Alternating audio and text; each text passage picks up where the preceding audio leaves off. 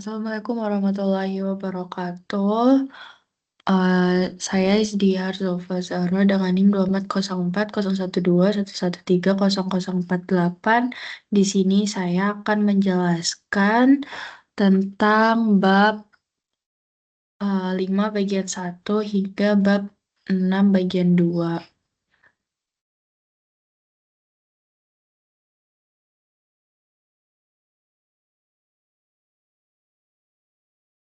Berikut untuk materinya mengenai bab 5 bagian 1 mengenai perawatan untuk radioterapi berkas eksternal. Nah, untuk berkas sinar X sendiri dan juga unit sinar X ini memiliki energi antara 10 kVp dan juga 50 MV. Sinar X diproduksi saat elektron bergerak dengan energi antara 10 keV dan 50 MeV. Lalu berikut merupakan sinar X karakteristik dapat dilihat di layar. Ini ada pik-pik tersendiri pada 0,6 dan juga 0,7. Lalu selanjutnya mengenai sinar X Bremsstrahlung. Nah, Bremsstrahlung ini dihasilkan ketika elektron menuju inti atom yang memiliki energi kinetik kemudian mengalami interaksi gaya kolom yang menyebabkan adanya perlambatan sehingga kemungkinan elektron bisa saja belok dari lintasannya sehingga mengalami perlambatan yang menyebabkan elektron kehilangan energi kinetiknya. Lalu target sinar X atau katodanya itu sendiri dapat dihitung dengan rumus I dalam kurung HV sama dengan CZ dalam kurung EK minus HV. Sinar X digunakan dalam radiologi diagnostik untuk diagnosis penyakit dan dalam onkologi radiasi atau radioterapi untuk pengobatan penyakit. Yang pertama yaitu sinar X superficial yang dihasilkan oleh elektron dengan energi kinetik antara 10 keV dan 100 keV. Lalu yang kedua sinar X orthovoltage yang energi kinetik elektronnya antara 100 keV dan juga 500 keV. Lalu yang ketiga yaitu sinar X megavoltage yang memiliki energi kinetik elektronnya di atas 1 MeV. Lalu berikut merupakan sinar X klinis pada energi 100 keV. Nah, ini dijelaskan bahwa spektrum khas sinar X klinis terdiri dari spektrum garis yang merupakan karakteristik bahan target dan ditumpangkan pada spektrum Bremsstrahlung kontinu dapat dilihat pada layar untuk gambar sinar X klinisnya. Selanjutnya, penentu kualitas sinar X itu ada HVL, energi efektif, dan juga NAP. Nah, parameter penentu sinarnya itu antara lain spektrum foton, Hall value layer atau HVL, nominal accelerating potential atau NAP, dan juga penetrasi berkas ke media setara dengan jaringan. Lalu berikut merupakan gambar mesin sinar X untuk radioterapi. Selanjutnya, tentang berkas sinar gamma. Berkas sinar gamma itu sendiri dapat digunakan sebagai radioisotop yang sesuai untuk terapi eksternal. Lalu untuk sumber sinar gamma itu sendiri bermacam-macam. Ini salah satunya yaitu kobalt 60 yang paling sering digunakan untuk teleterapi. Lalu berkas sinar gamma itu sendiri dapat berupa radionuklida yang dipakai untuk teleterapi harus dikurung dalam silinder baja berbentuk kapsul dan disegel dengan pengelasan. Lalu untuk kobalt 60 sendiri memiliki waktu paruh sekitar 5,26 tahun yang akan menjadi Ni60. Nah, berikut merupakan gambar dari source housing dari berkas sinar gamma. Selanjutnya mengenai akselerator partikel, yaitu merupakan mesin yang digunakan untuk mempercepat partikel bermuatan seperti proton, elektron, atau ion hingga mencapai kecepatan yang sangat tinggi menggunakan medan listrik dan juga magnet, kemudian diarahkan untuk bertabrakan dengan partikel lain atau dengan target tertentu. Biasanya akselerator partikel ini digunakan untuk teleterapi LINAC atau linear accelerator. Lalu jenis-jenis cyclic accelerator ini yang pertama ada betatron, ada siklotron, dan juga ada LINAC atau linear accelerator. Terima kasih. Selanjutnya saya akan menjelaskan mengenai bab 5 bagian 2.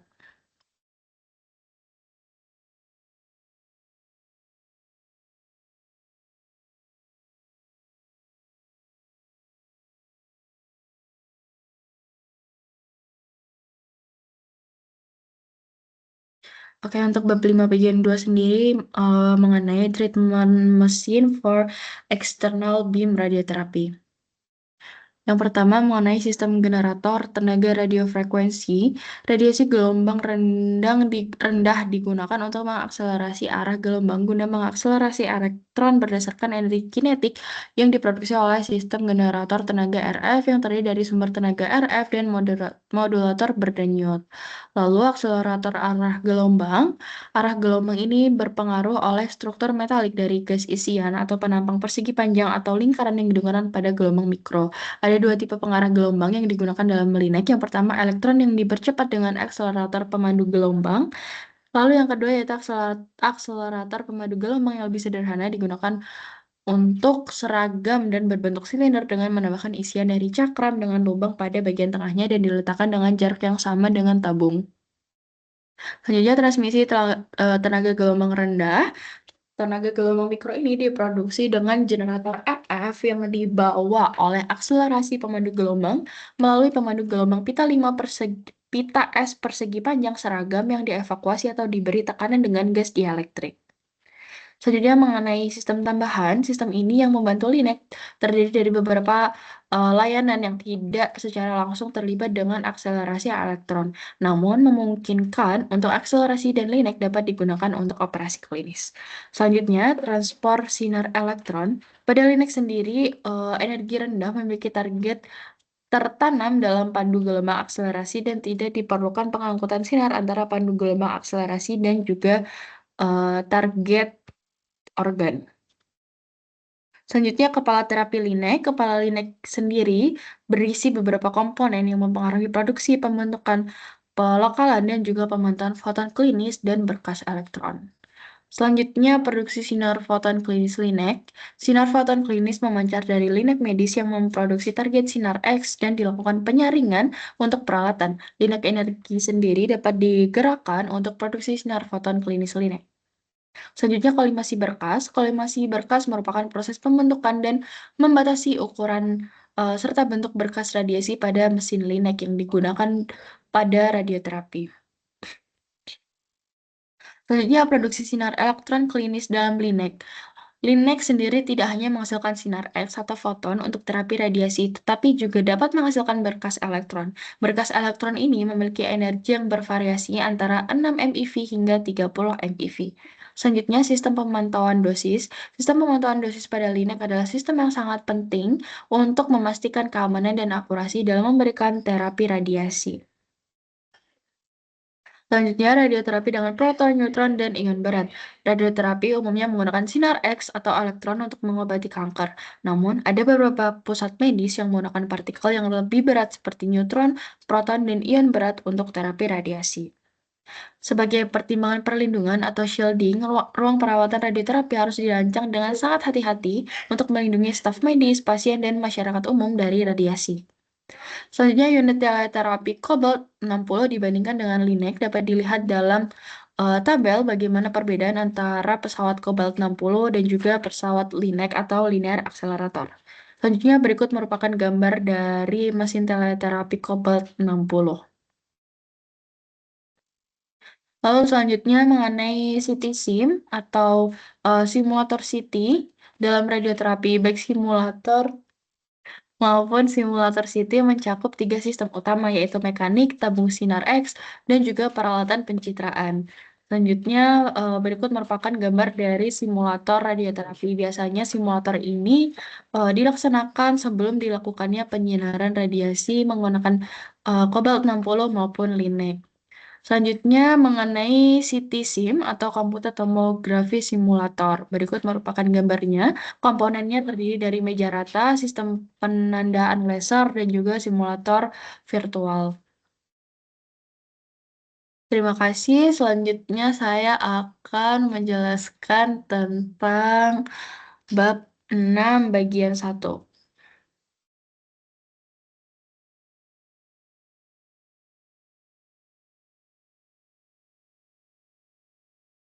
Oke, bab 6 bagian 1 ini mengenai sinar foton eksternal dalam aspek fisik. Yang pertama, kita akan belajar mengenai besaran untuk sinar foton. Yang pertama yaitu ada fluensa foton dan juga laju fluensa foton. Yang kedua ada fluktuasi energi dan juga laju fluktuasi energi. Lalu yang ketiga ada kerma di udara. Yang keempat ada paparan di udara. Dan yang kelima ada dosis terhadap massa kecil medium di udara. Selanjutnya, sumber sinar foton. Sumber sinar foton sendiri bersifat isotropik atau non-isotropik dan memancarkan berkas foton monoenergi atau heterogen. Sumber foton yang paling umum digunakan dalam onkologi radiasi adalah mesin sinar X, sumber radioisotop teleterapi, dan juga LINEC. Berikut merupakan gambar dari tipikal spektrum untuk monoenergetik dan juga heteroenergetik.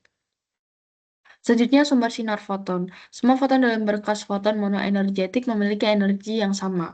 Foton dalam berkas sinar X heterogen membentuk spektrum yang berbeda, dengan foton hadir dalam semua interval energi dari 0 hingga nilai maksimum Hn max, yang sama dengan energi kinetik elektron yang menumpuk target. Selanjutnya, inverse square law atau hukum kuadrat terbalik dapat dilihat pada gambar. Ini merupakan simulasi dari pesawat sinar X yang memancar terhadap tumor target. Selanjutnya, penetration of photon beam into patient, yaitu penetrasi berkas foton ke dalam pasien. Berkas foton yang merambat melalui udara atau ruang hampa diatur oleh hukum kuadrat terbalik. Berkas foton yang merambat melalui phantom atau pasien dipengaruhi tidak hanya oleh hukum kuadrat terbalik, tetapi juga oleh atenuasi dan juga hamburan berkas foton di dalam phantom atau pasien. Ketiga efek ini membuat deposisi dosis di dalam phantom atau pasien menjadi proses yang rumit dan penentuannya menjadi tugas yang kompleks. Fungsi dosimetri biasanya diukur dengan detektor radiasi yang sesuai dengan phantom yang setara dengan jaringan. Dosis atau laju dosis di titik referensi ditentukan untuk atau dalam phantom air untuk serangkaian kondisi referensi tertentu seperti kedalaman phantom atau Z, ukuran bidang atau A, dan juga SSD. Selanjutnya, penetrasi berkas foton ke dalam pasien dapat dilihat dalam gambar. Ini merupakan grafik dosis dan juga kedalaman tumor target.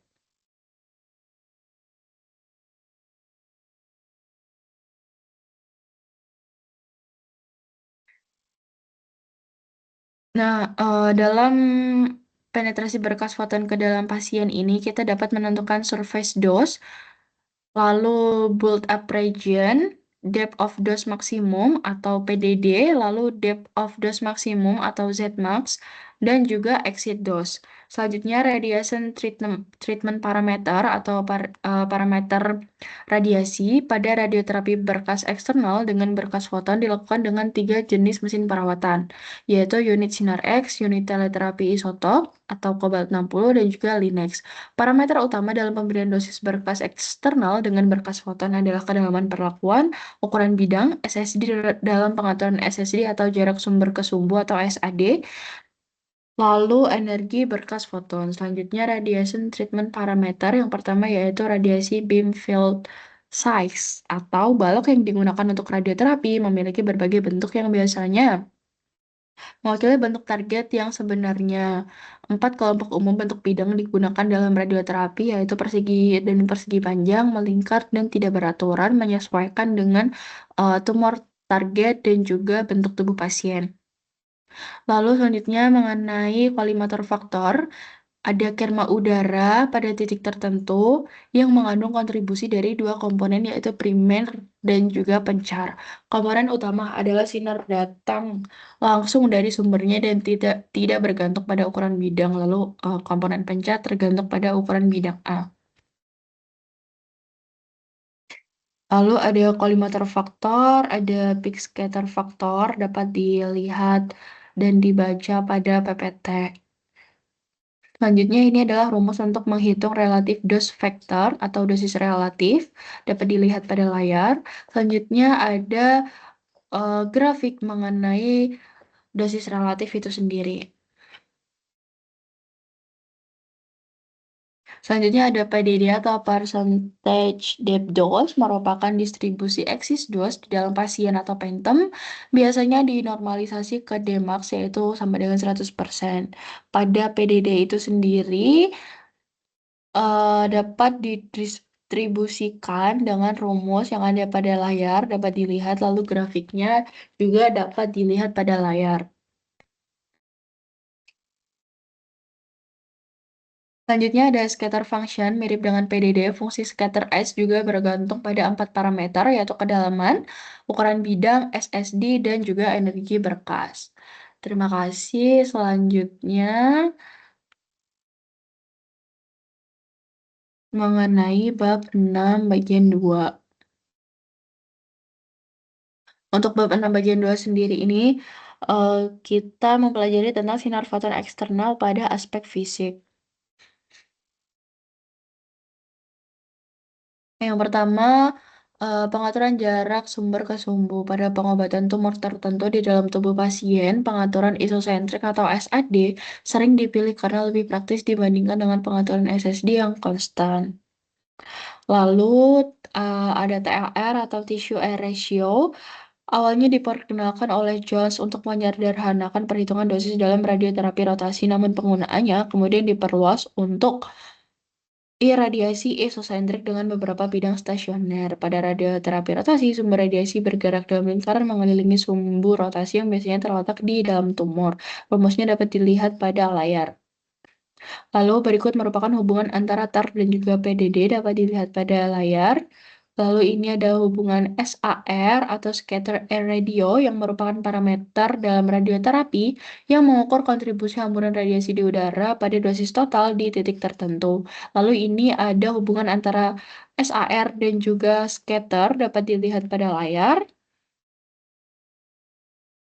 Lalu tissue phantom ratio and tissue maximum ratio yang konsepnya itu sendiri bekerja dengan baik dalam pengaturan isosentris untuk energi foton. Namun pada sinar X megavoltage yang dihasilkan oleh lintang berenergi tinggi, konsep ini tidak dapat diterapkan dengan baik karena kesulitan dalam mengukur dosis terhadap massa kecil air di udara atau kernel. Selanjutnya berikut merupakan rumus dari tissue phantom ratio dan tissue maximum ratio dapat dilihat pada layar, lalu hubungan antara TMR dan juga PDD juga dapat dilihat pada layar.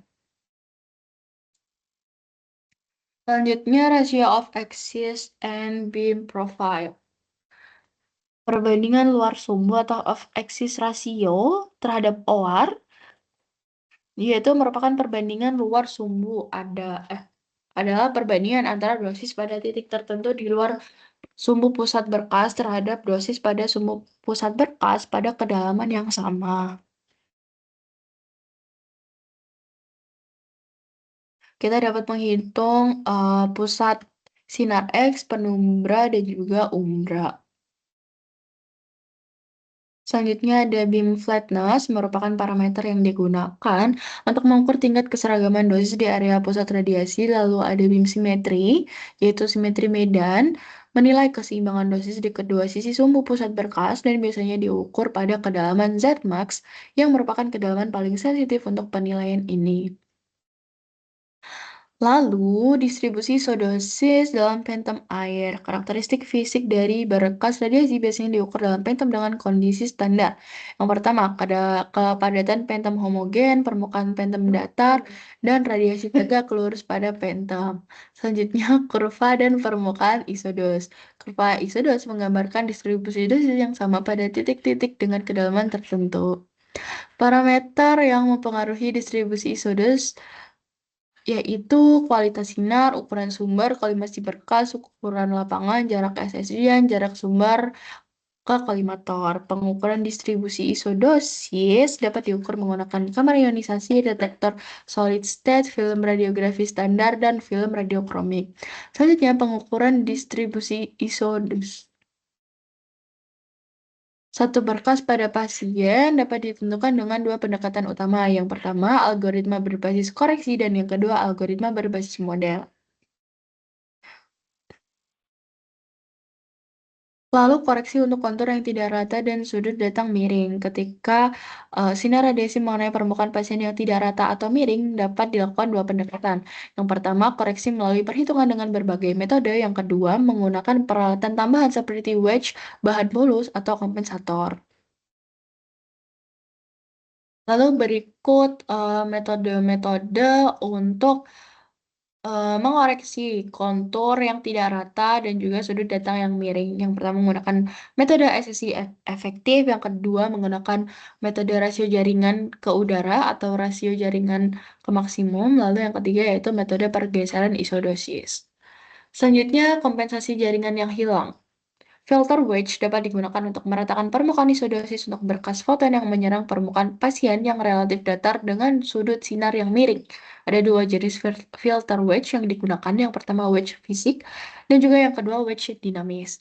Lalu selanjutnya menggunakan bolus. Bolus adalah bahan mirip jaringan yang ditempatkan langsung pada permukaan kulit untuk meratakan kontur pasien yang tidak rata, sehingga memberikan permukaan datar untuk sinar yang normal.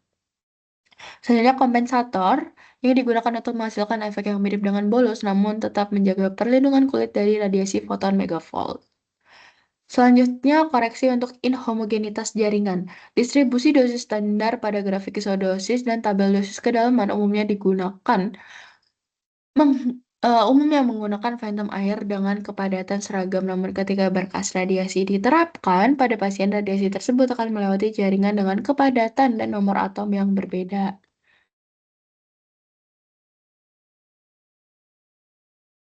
Lalu pengukuran dosis relatif dengan ruang ionisasi. Ada tiga jenis ruang ionisasi. Yang pertama, ruang ionisasi silindris besar, ruang ionisasi kecil, dan ruang ionisasi palat paralel. Dapat dilihat pada layar bagaimana caranya pengukuran dosis relatif dengan ruang ionisasi. Ini ada contoh-contohnya juga. Lalu yang terakhir mengenai waktu koreksi Rana. Waktu koreksi Rana didefinisikan sebagai waktu yang harus ditambahkan atau dikurangi dari waktu perawatan yang dihitung TC untuk memberikan dosis yang ditentukan secara akurat kepada pasien. Terima kasih, sekian yang dapat saya sampaikan. Kalau ada lebihnya mohon maaf. Wassalamualaikum warahmatullahi wabarakatuh.